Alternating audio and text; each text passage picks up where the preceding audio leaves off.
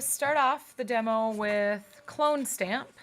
Clone Stamp is has anyone in here played around with Clone Stamp already? Or discovered it? Played around?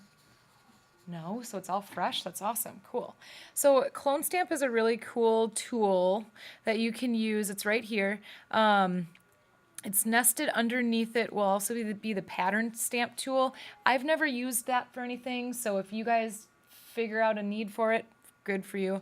But basically the way that the clone stamp tool works is by sampling an area and then stamping that same texture, color, look onto whatever area that you stamp it onto. And so your brush size certainly matters and the brush type, because if I go with a hard brush, like let me do something a little more funky. So you would, if I'm going to sample this nose and give this person a double nose, two noses, I would click down the Alt key to sample, and notice how it changes to a, almost like a target, right? And so, and then I'll click there to sample that, and then I can move that around, and then I can place that somewhere. Now, the brush I have right now is very, it's a hard edge brush, which means I'm gonna get that really crisp circle edge. Now, if I go up here and I change it to a soft brush, you'll notice if I go, I resample, it has that feathered edge. So the type of brush that you have does matter.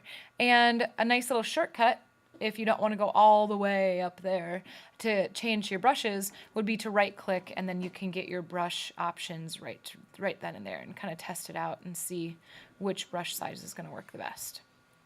So let me go back to when I opened this up. I'll leave that right there, sorry. So something that people use this for is getting rid of details maybe in the picture that you don't want anymore. And so if I'm going to try to erase this necklace, I might sample some of her skin down here.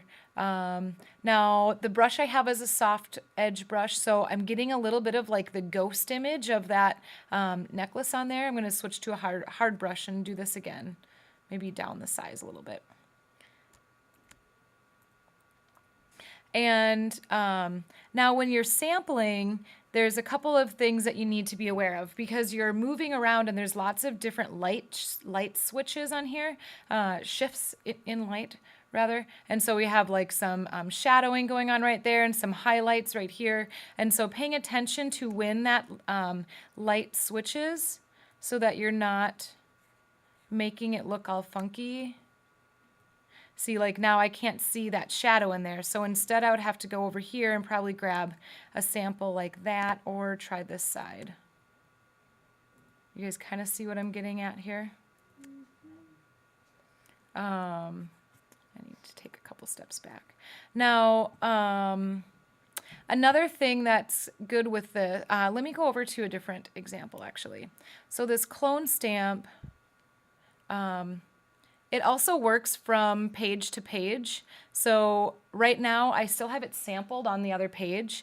And so if I were to draw right here, it's going to bring that sample from the other page onto this page. So who knows what you might be able to do with that. It's kind of fun to play around with. But anyways, let me show you, like, let's say I was going to give this bird a second eye.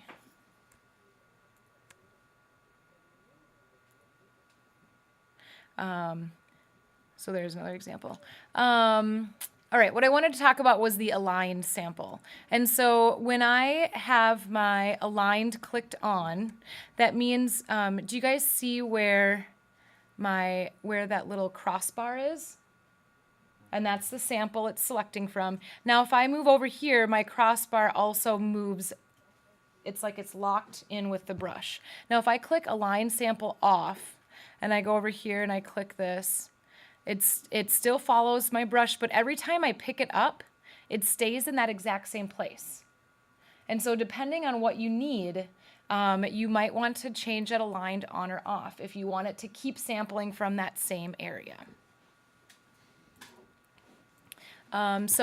Okay, there's a couple things about the clone stamp. Let me make sure I covered everything. Yeah. Okay, so I want you guys to try that out. Maybe find a picture from online, something that you can modify, give it a third eye or a second tail or something like that.